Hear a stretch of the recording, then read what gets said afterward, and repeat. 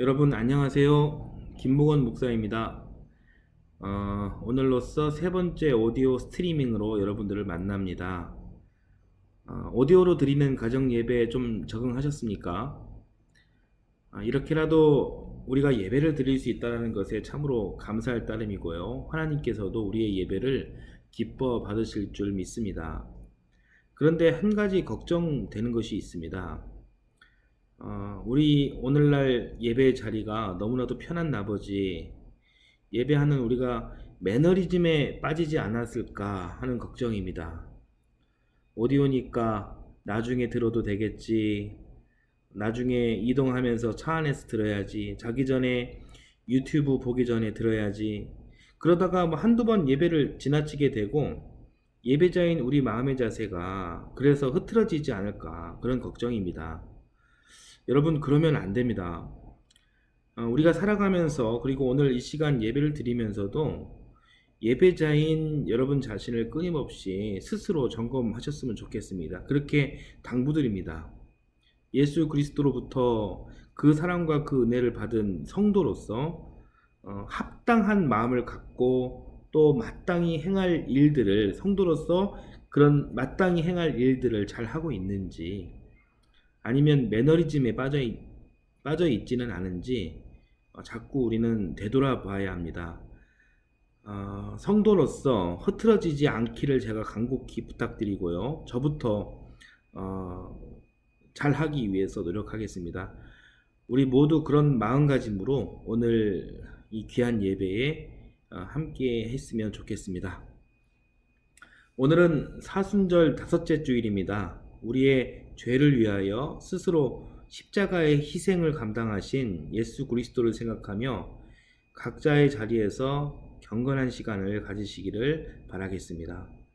동탄 하이교회 둘러보기 주중에 틈틈이 여러분 주님의 몸된 교회를 방문하십시오. 그래서 기도하시고 교회 이곳저곳을 둘러보시며 주님의 몸된 교회를 잘 살펴주시기를 부탁드리겠습니다.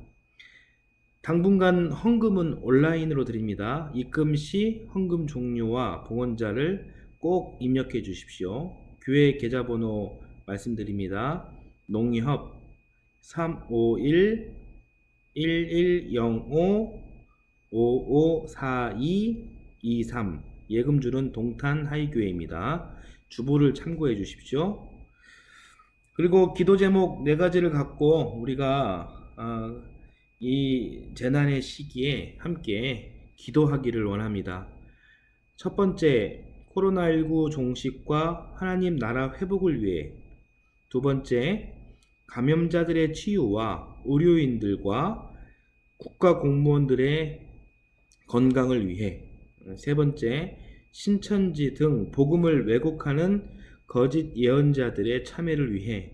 네 번째, 한국교회의 겸손과 참복음 전파를 위해. 여러분 이 네 가지 중심을 두고 이 기도해야 하는 이때에 함께 기도하기를 소망합니다. 오늘은 참 반가운 분께서 안부와 사연을 보내주셨습니다. 참 반가웠는데요. 여러분들 모두가 궁금해하고 기다렸던 분입니다. 누군지 궁금하시죠? 직접 전하는 목소리로 이분의 안부 및 사연을 듣도록 하겠습니다. 안녕하세요. 저희는 수빈이 가족입니다. 수빈이는 엄마와 엄마와 영어 공부, 수학 공부를 같이 하면서 3학년을 준비하고 있습니다. 엄마 아빠는 수빈이를 위해 일하고 저녁 때 집에서 어묵을 두고 보드게임도 하고 리코더도 불면서 지내고 있습니다. 다음에 뵐게요. 안녕히 계세요. 안녕히 계세요. 예쁜 수빈이가 있는 이 가정이 참 궁금했습니다. 우리 수빈이 수학 공부도 영어 공부도 열심히 하고 밤에는 엄마 아빠와 오목도 두면서 잘 지내고 있네요. 잔란하게 행복하게 지내는 수빈이네 가정 이야기를 잘 들어봤습니다. 이 시간 그 미소를 머금고 있는 우리 동탄하이교회 식구들의 얼굴들이 스쳐 지나갑니다. 지난 그 2월에 처음 우리 교회에 나온 이 가정 수빈이네, 갑자기 코로나19 바이러스가 성행하면서 갑자기 교회를 못 나왔죠. 예, 궁금했는데 이렇게 반가운 소식을 전해주셔서 감사합니다. 박수연 자매님, 이천호 형제님, 그리고 수빈이를 이 시간 만나봤습니다. 사연을 전해주신 수빈이 가정에는 천사 목수님표 나무 십자가를 선물로 드리겠습니다. 다음 주일에는 어떤 사연이 우리를 기다릴지 기대가 됩니다. 이번 주에도 여러분들의 소식과 사연을 기다립니다. 이상 알리는 말씀 여기까지입니다. 다 같이 사도신경하심으로 신앙 고백하겠습니다. 전능하사 천지를 만드신 하나님 아버지를 내가 믿사오며 그 외아들 우리 주 예수 그리스도를 믿사오니 이는 성령으로 잉태하사 동정녀 마리아에게 나시고 본디오 빌라도에게 고난을 받으사 십자가에 못 박혀 죽으시고 장사한 지 사흘 만에 죽은 자 가운데서 다시 살아나시며 하늘에 오르사 전능하신 하나님 우편에 앉아 계시다가 저리로서 산 자와 죽은 자를 심판하러 오시리라. 성령을 믿사오며 거룩한 공회와 성도가 서로 교통하는 것과 죄를 사하여 주시는 것과 몸이 다시 사는 것과 영원히 사는 것을 믿사옵나이다. 아멘. 다 같이 평화, 하나님의 평강이를 찬양하겠습니다.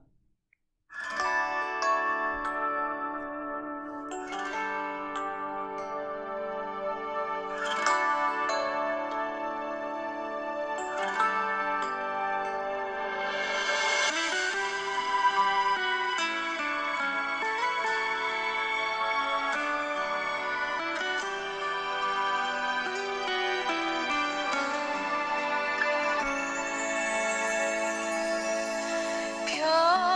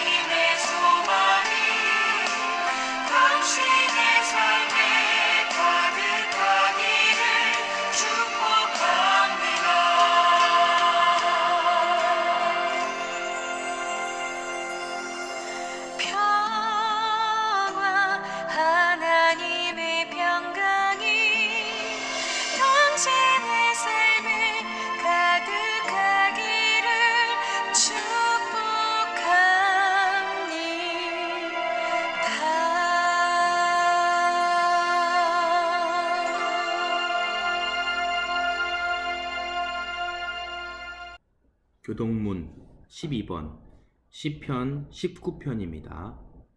하늘이 하나님의 영광을 선포하고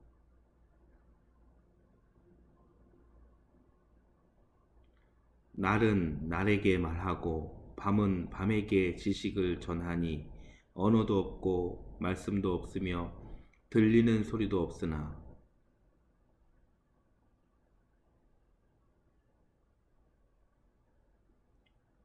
여호와의 율법은 완전하여 영혼을 소성시키며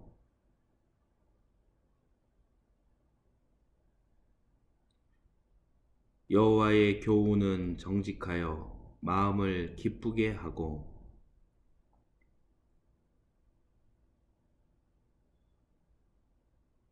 여호와를 경외하는 도는 정결하여 영혼까지 이르고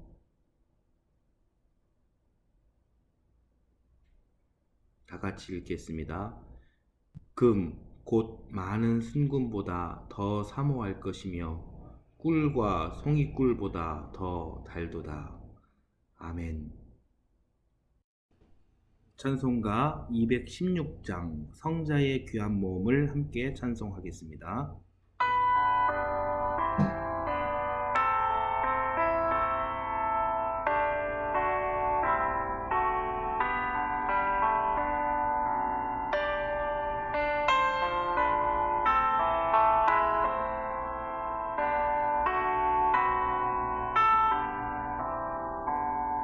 성자의 귀한 몸 날 위하여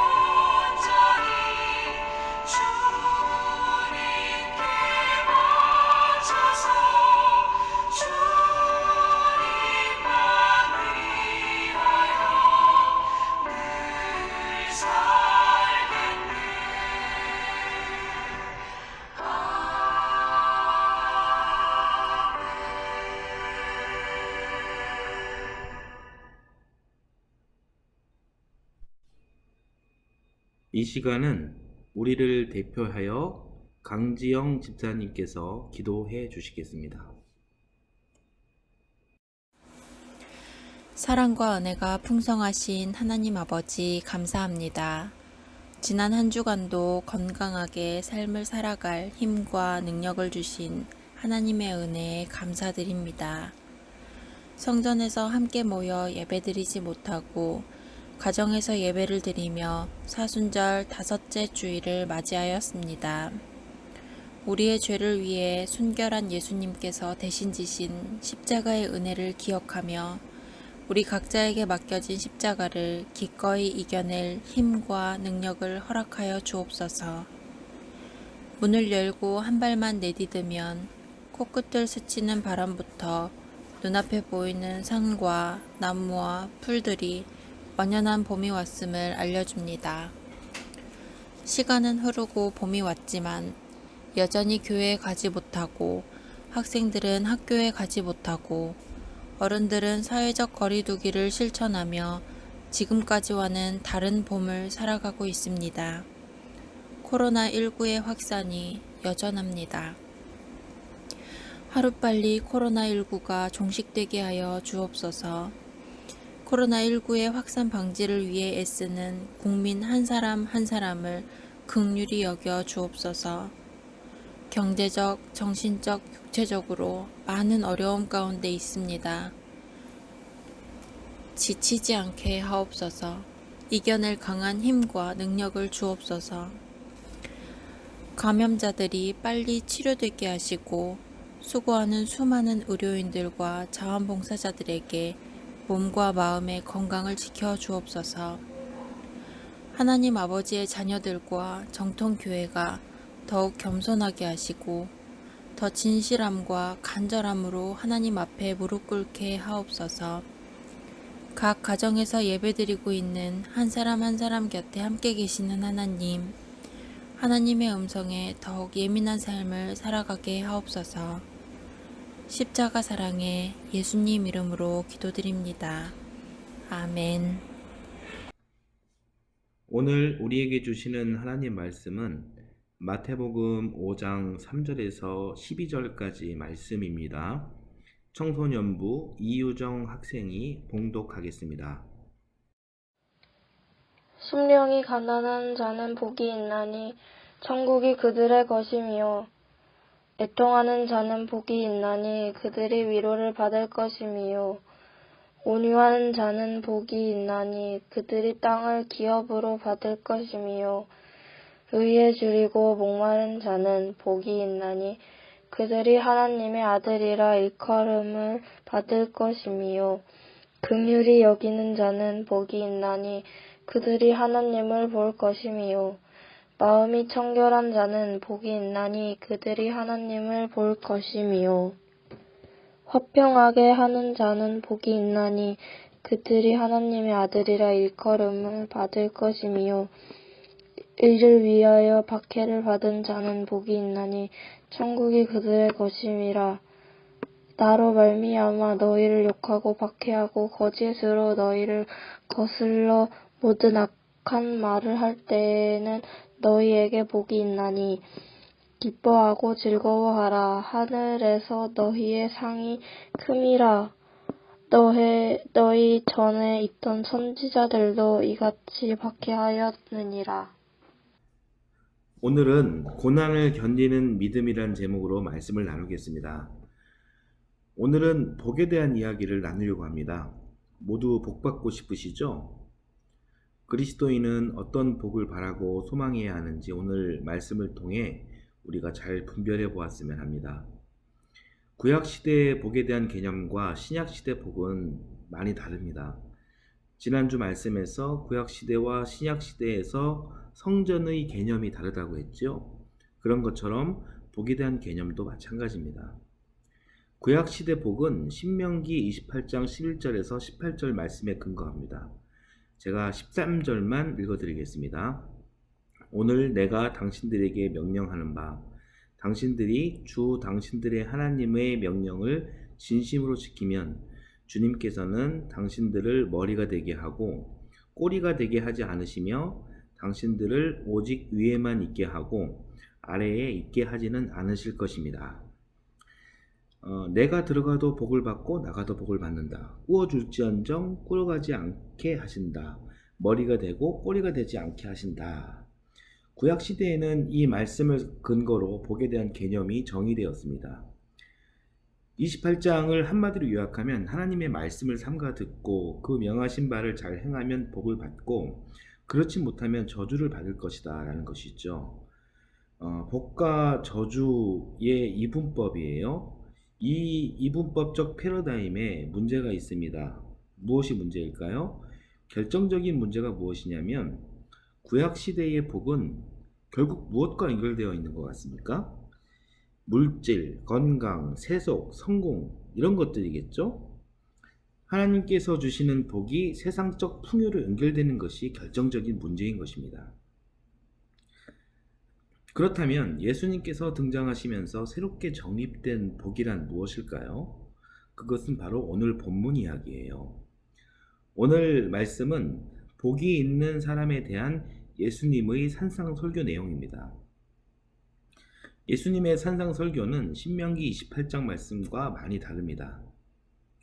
여러분 예수님의 삶을 한번 떠올려 보십시오. 예수님은 세상적 성공과 아주 멀리 계신 분임을 쉽게 알 수가 있습니다. 예를 들어 하나님이신 분이 사람으로 오셨는데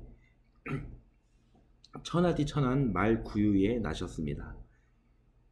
또 예수님의 제자들의 신분이 무엇입니까? 모두 천민에 가까운 사람들입니다. 이 세상에서 제일 비출한 자리에 있는 사람들을 예수님께서는 제자로 삼으셨습니다. 또 예수님께서 장수의 복을 누리셨습니까? 장수의 복은커녕 33세의 나이로 단명하셨습니다. 이러한 일들은 신명기 28장에서 말하는 복과는 전혀 상관없음을 알 수 있는 것이죠. 예수님뿐만 아니라 예수님의 제자들도 예수님 제자로 살면서 대단히 가난했고 늘 배고팠습니다. 너무 허기진 채로 다니다가 밀밭에 밀을 주워 먹으며 끼니를 때워야 하는 신세로 살았던 것이죠. 또 인류의 가장 영향력 있는 예수님의 제자 바울 사도는 어떻습니까? 억울하게 감옥에 갇히고 심하게 매를 맞아가며 살았고 깡패들에게 쫓겨다니면서 이 동네 저 동네를 유랑하며 다닐 수밖에 없었습니다. 몸과 마음을 편하게 두고 정착할 수 있는 상황과 환경이 되지 못했다는 것이죠. 고난의 연속이었죠. 이렇게 신약에 나오는 복음 사역자들의 삶이란 세상적으로 보았을 때 참으로 초라하고 비참한 순간순간이었음을 쉽게 알 수 있습니다. 신명기 말씀과 전혀 딴판인 것이죠. 신명기 말씀대로라면 예수님과 제자들은 과연 복을 받은 것인가요? 아니면 저주를 받은 것인가요? 저주받은 것입니다. 오늘을 살고 있는 여러분들은 어떻습니까? 신명기 28장 말씀에 근거해서 여러분들은 복을 받았습니까? 아니면 저주를 받았습니까? 여러분들은 모든 일들이 다 잘 풀리고 있나요? 주변의 사람들 중에 하는 일마다 미끄러지고 잘 안 되고 실패하고 맨날 아프고 늘 좌절하고 절망하는 그런 삶을 사는 사람들 얼마든지 우리가 찾을 수 있습니다. 그런 사람들은요, 저주받은 사람들일까요? 신명기 28장 복과 저주, 이 이분법적 이 패러다임에 예수님, 제자들, 바울 사도, 초대교회 그리스도인들, 또 여러분들 주변에 있는 그런 수많은 사람들을 복과 저주 패러다임에 적용해 보면 전부 다 저주받은 사람들입니다. 이런 프레임으로 세상을 바라보는 것이 율법주의예요. 그래서 예수님께서 마태복음 5장에서 복에 대한 새로운 그런 패러다임을 제시해 주신 것입니다. 사실 새로운 패러다임이라 이렇게 볼 수는 없어요. 원래 복에 대한 개념은 이것인데 사람이 자신들의 편리와 이익에 맞게 복에 대한 개념을 정의하면서 원래의 뜻을, 하나님의 뜻을 왜곡해버린 거죠. 그것이 율법주의라고 했고요. 그것이 변화하고 발전해서 영지주의가 되고 신천지가 되고 여호와의 증인이 된 것입니다. 이단들이 된 것입니다. 따라서 우리는 이 신명기 28장 복과 저주의 패러다임의 한계와 악함을 깨닫고 참 복음이 무엇인지 되새기면서 그 복음대로 잘 살아가는 것이 참으로 중요합니다. 오늘 본문 말씀이야말로 이 참 복음대로 살아갈 수 있는 가장 확실하고 좋은 방법들이에요. 다시 한번 오늘 말씀을 제가 읽어드리겠습니다. 마태복음 5장 3절에서 12절. 마음이 가난한 사람은 복이 있다. 하늘나라가 그들의 것이다. 슬퍼하는 사람은 복이 있다. 하나님이 그들을 위로할 것이다. 온유한 사람은 복이 있다. 그들이 땅을 차지할 것이다. 의에 줄이고 목마른 사람은 복이 있다. 그들이 배부를 것이다. 자비한 사람은 복이 있다. 하나님이 그들을 자비롭게 대하실 것이다. 마음이 깨끗한 사람은 복이 있다. 그들이 하나님을 볼 것이다. 평화를 이루는 사람은 복이 있다. 하나님이 그들을 자기의 자녀라고 부르실 것이다. 의를 위하여 박해를 받은 사람은 복이 있다. 하늘나라가 그들의 것이다. 너희가 나 때문에 모욕을 당하고 박해를 받고 터무니없는 말로 온갖 비난을 받으면 복이 있다. 너희는 기뻐하고 즐거워하여라. 하늘에서 받을 너희의 상이 크기 때문이다. 너희보다 먼저 온 예언자들도 이와 같이 박해를 받았다. 방금 읽은 산상수훈 말씀을 자세히 보면 사실 이 말씀은 복 받는 방법을 알려주시는 것도 아니고 저주 안 받는 방법을 알려주시는 것도 아닙니다. 사실 복과 저주 이 이분법은 우리가 크게 관심 가져야 할 주제가 아닙니다. 이것은 하나님께서 알아서 하시는 일입니다. 우리의 삶 가운데에는 하나님의 영역이 있고 또 사람의 영역이 있습니다. 이 둘 사이를 가르는 분명한 경계가 있어요. 이 경계를 넘어서면 안 됩니다. 넘어서면 죄가 됩니다. 복과 저주도 그 경계 안에 있는 것입니다. 복과 저주를 다루는 주체는 정확하게 사람이 아니라 하나님이신 거죠. 심판의 주체는 하나님이십니다. 하나님의 영역입니다. 사람이 복과 저주를 정의하면 그 시점부터 바로 죄로 연결되는 것이에요. 하나님의 영역을 사람이 침범하게 되는 것입니다. 그것이 바로 죄인 것입니다. 그렇다면 복과 저주를 우리 사람이 건드리지 말아야 하는 것이라면 과연 우리는 무엇에 관심을 가져야 하며 또 예수님께서 하신 산상수훈의 말씀의 핵심은 무엇일까요? 그것은 바로 믿음이에요. 더 정확하게 말하자면 믿음으로 사는 삶입니다. 따라서 해보실까요? 믿음으로 사는 삶. 여러분은 믿음이 있습니까? 믿음이 무엇일까요? 이 믿음, 이 실체가 과연 무엇일까요? 이 실체에 대해서 예수님께서 말씀해 주시는 것입니다. 믿음이란 마음이 가난한 것이다. 슬퍼할 때 슬퍼할 줄 아는 것이다. 온유한 것이다. 의에 줄이고 목마른 것이다. 자비한 것이다. 마음이 깨끗한 것이다. 평화를 이루는 것이다.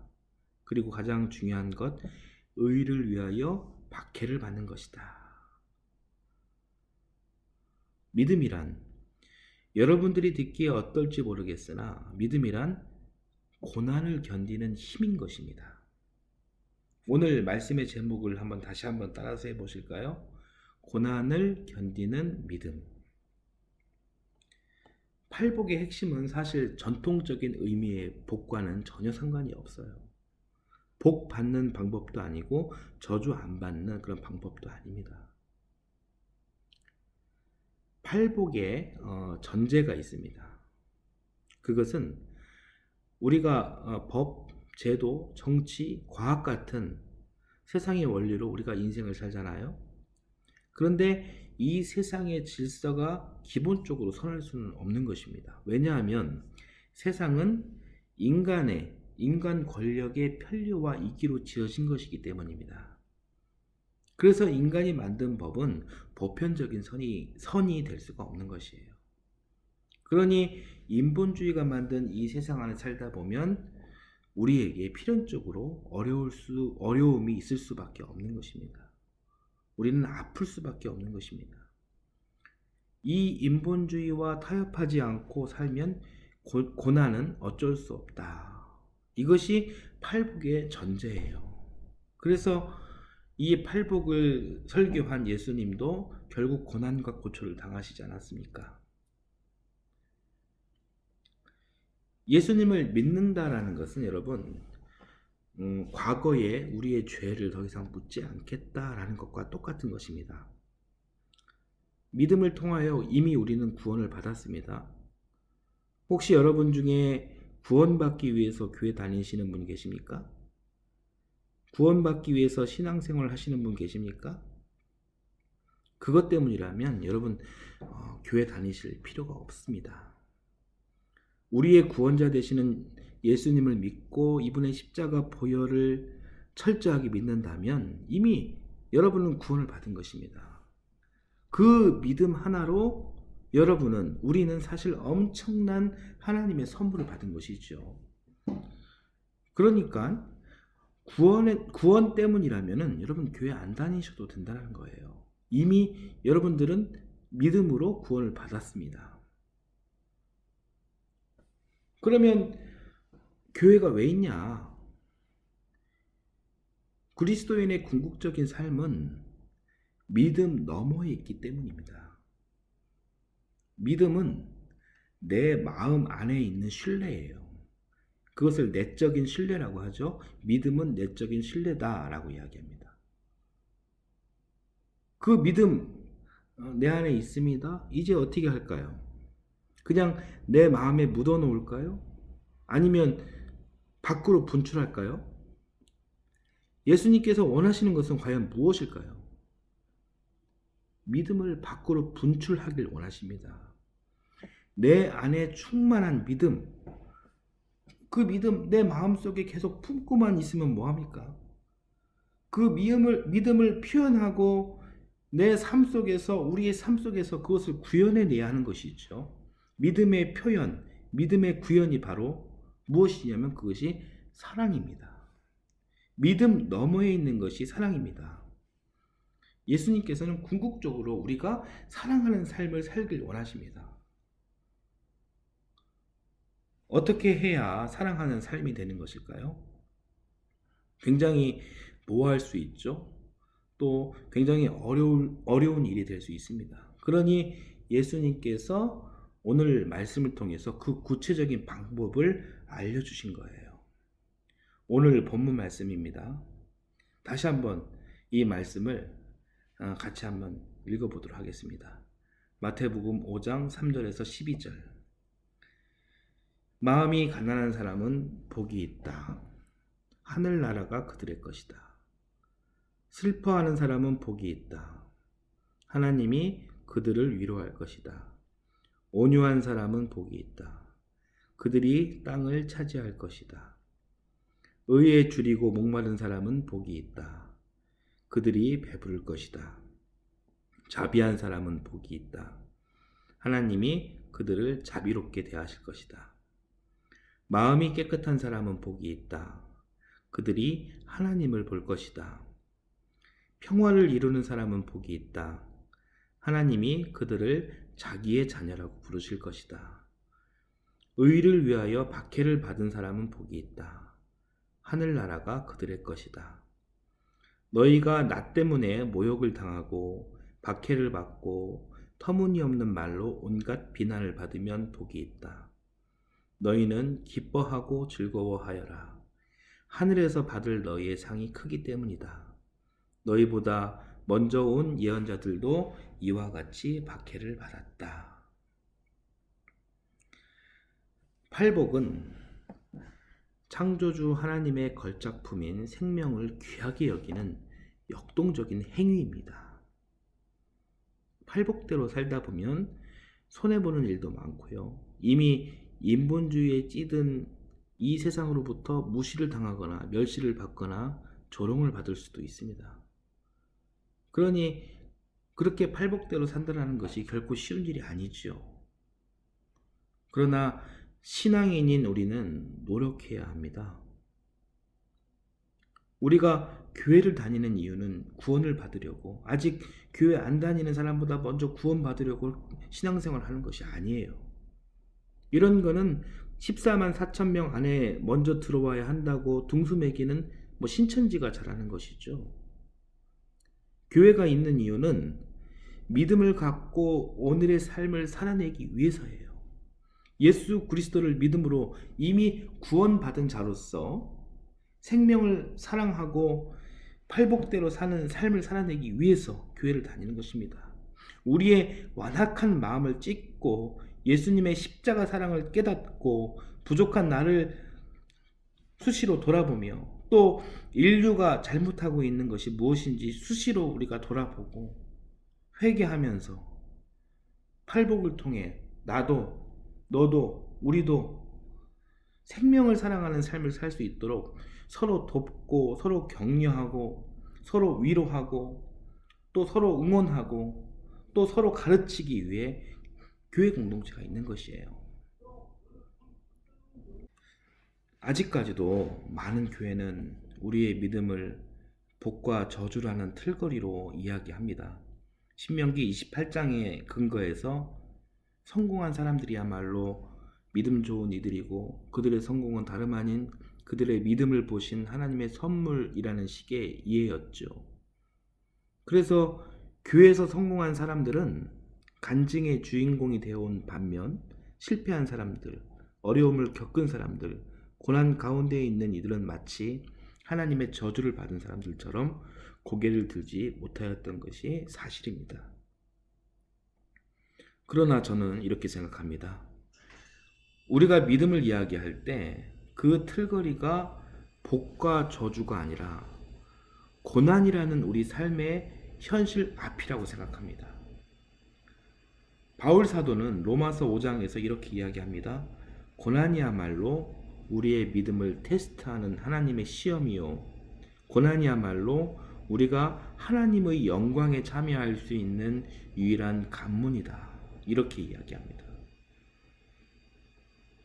이 말씀에 근거하여 저는 오늘 고난을 만날 수밖에 없는 그런 삶을 살아가는 모든 분들에게, 오늘 같은 이 거친 세상을 살면서도 예수 그리스도의 삶을 따라 살려고 몸부림치는 많은 사람들에게, 여러분들에게 이 질문을 던지고 싶어요. 여러분들에게 믿음이 있습니까?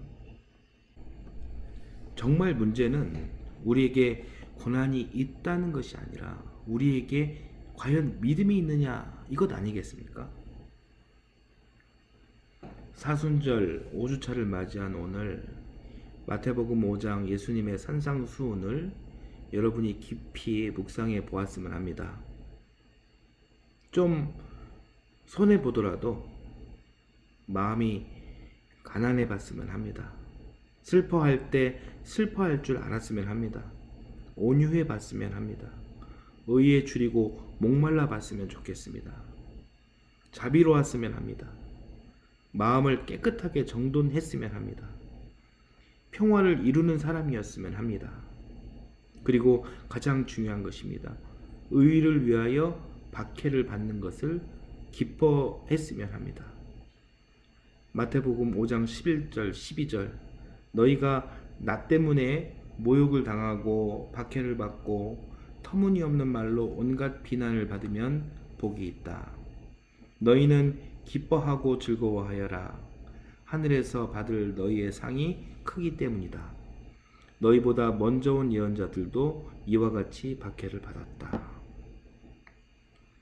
우리에게 참 믿음이 있다면 어렵지만 이 과정을 통해서 우리는 하나님의 테스트를 받는 것입니다. 우리는 시험을 받는 것이고, 이 시험에 통과할 때 우리도 하나님의 영광에 참여하게 되는 것입니다. 여러분 믿으십니까? 이런 믿음이 있다면 코로나19 바이러스 같은 우리 삶에 무서운 고난이 따를지라도 우리는 웃을 수 있는 것입니다. 희망을 가질 수 있는 것입니다. 보잘것없는 우리 삶 가운데 하나님의 은혜와 평화가 가득 넘칠 것입니다.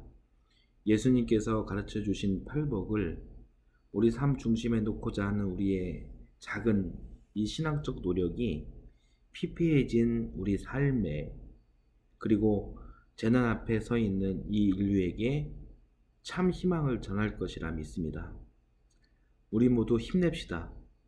비록 나 자신부터 무척 힘든 가운데 있지만, 그런 세상에 우리 모두 살고 있는 것이 안타깝지만, 그럼에도 불구하고 임마누엘 하나님의 역사하심을 믿고 나보다 힘 빠져 있는 옆 사람을 더 응원하고 더 격려하며 용기를 북돋아 줍시다. 이타적인 사랑을 나눕시다. 세상의 빛과 소금인 참된 그리스도인으로 살아가는 우리 모두가 되길 간절히 소망합니다. 오늘 말씀은 여기까지 전하겠습니다. 이 시간은 우리가 합심으로 기도하는 시간입니다. 주보 광고면에 있는 기도 제목을 갖고 각 가정별로 기도하시면 되겠습니다. 잠시 녹음 플레이를 멈춰주시고 각 가정별로 기도하시고, 기도가 끝나신 가정은 다시 플레이를 해주시면 되겠습니다. 다 같이 합심으로 기도하겠습니다. 다 같이 찬송가 427장 마음 가난한 사람을 함께 찬송하겠습니다.